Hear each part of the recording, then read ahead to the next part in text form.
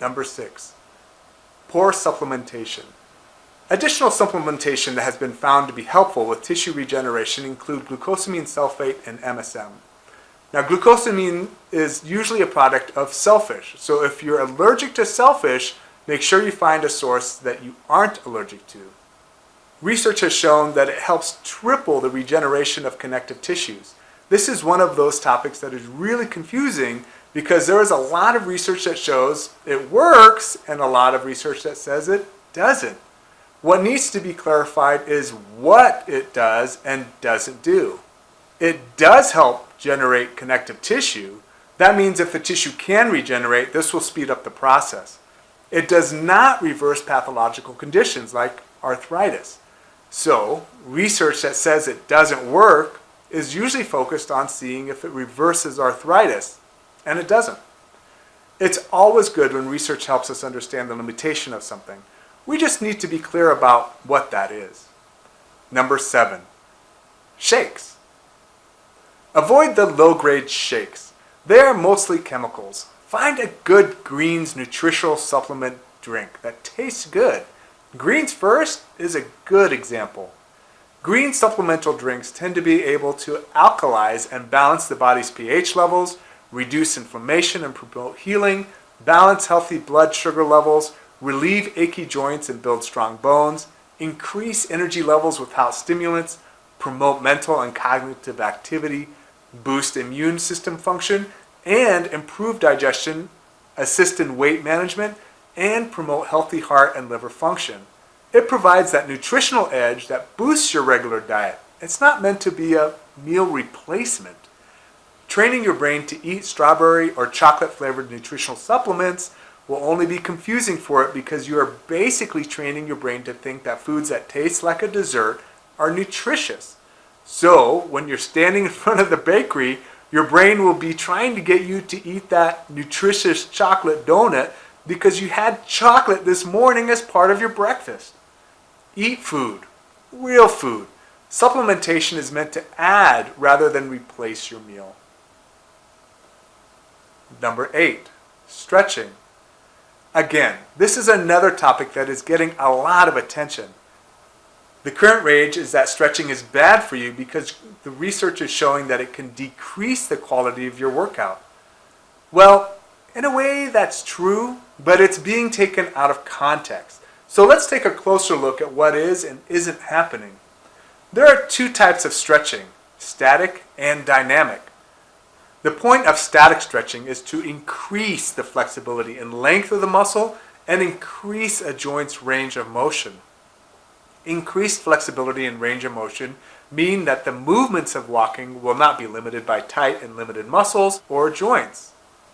The benefit is less risk of injury with a joint that has full range of motion and muscles that can move the joint through full range of motion with reduced effort and improved efficiency during your walk. Current research suggests that performing static stretching before your walk reduces your ability to perform, and that's true. So, then static stretching needs to be done away from your walk, period. It deserves a workout all on its own. Something like a yoga class is a great place and length of time for increased muscle and joint ranges of motion. Research is clear that stretching a muscle for less than 30 seconds does little to nothing to improve flexibility and range of motion. So the quickie stretch program is more of a waste of time and effort in this regard. Research also states that stretching 2 or less times a week is ineffective at gaining flexibility and range of joint motion too.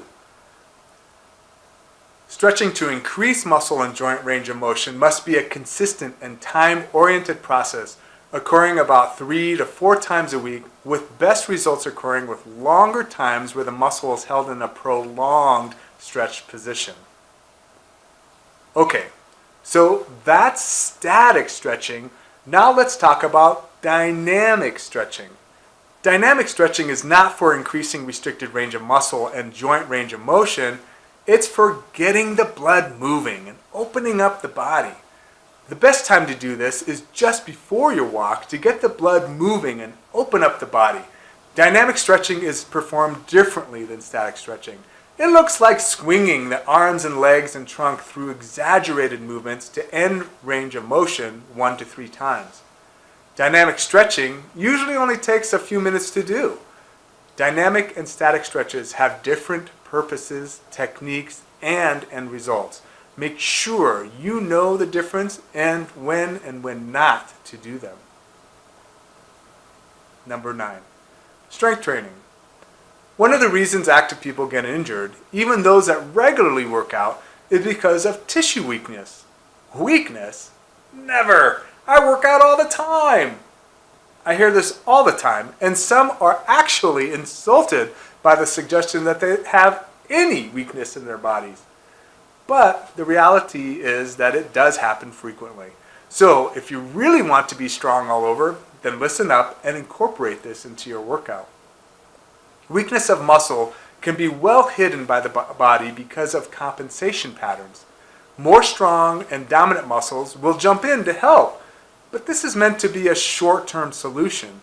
Those who don't cross-train and strengthen regularly will, over time, cause muscle contraction patterns that will create ruts that lead to compromised muscle and joint integrity that leads to poor results and injury.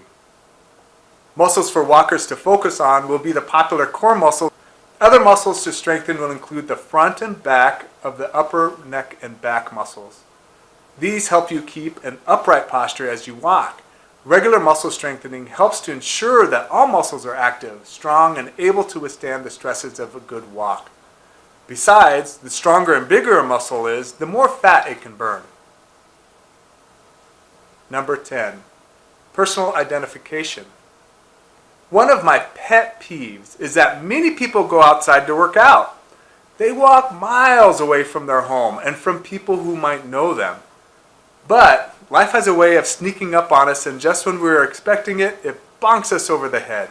We all know about getting hit by cars, but what about the other weird things that happen to folks, like an allergic reaction to a bug bite, diabetics who didn't prepare well, heart attacks, and of course the dogs off the leash, and the random rock that trips us and makes us fall and bump our head.